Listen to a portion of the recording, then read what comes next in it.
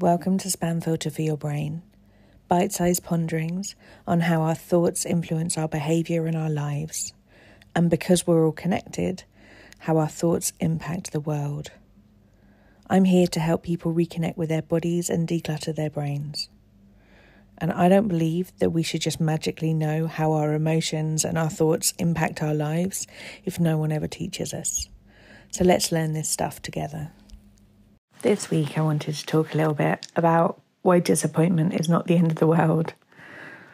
Disappointment is just an emotion, and like any emotion, it is a sensation in your body that travels up to your brain and you have a whole load of stories attached to it. I don't believe that it is the emotion of disappointment which is fundamentally a problem for most of us. I think the problem for most of us is that we feel disappointment and we tell ourselves that we're a failure. And we have all of these stories attached to why we shouldn't get things wrong, why we are not good enough when we make a mistake. All of these terrible, terrible things that so many of us are prone to saying to ourselves whenever we make the slightest error. And I just want to let you know that this is both very normal and also doesn't have to be the only story. It is really, really possible that you can begin to unprogram some of this mean narrative that we can play and play again in our heads every time we make a mistake. But when we feel things like disappointment, and we add on this heavy burden of, I'm going to tell you all of the other mistakes that I've made, and I'm going to judge you so heavily for all of the other mistakes that you've made. And I'm definitely going to judge you for the error that you've just made right now. No wonder disappointment feels like something to be quite frightened of, because we are absolutely attacking ourselves. And you probably have 100,000 examples, from the tiniest thing like spilling a drink through to a mistake at work where someone shouted at you, and a billion other things I'm sure you can think of, where you feel a little bit disappointed in some decisions that you made, but actually it turned from a bit of disappointment into almost terror at quite how big the response and the reaction was that you gave yourself, and often long after the mistake was made. You carry on telling yourself this stuff for hours, days, weeks, depending on what it is and depending on your mood, probably, depending on where the moon sits. It isn't the issue of disappointment that is the problem for most of us.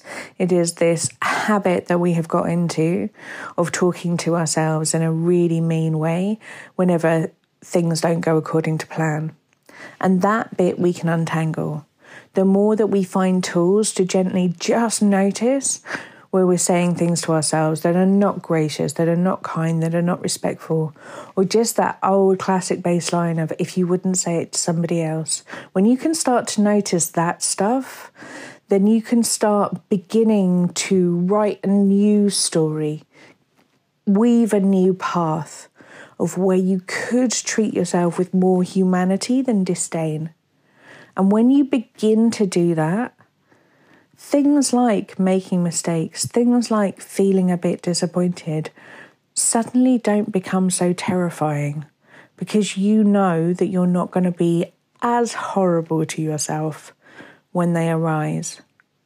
And this also means that slowly, as soon as we can begin to start rewiring these paths in our brain, it could be possible for you to be able to think of disappointment being just one of the huge spectrums of emotions that life brings us when we're out there living, trying, experimenting, dabbling in things, getting curious, growing.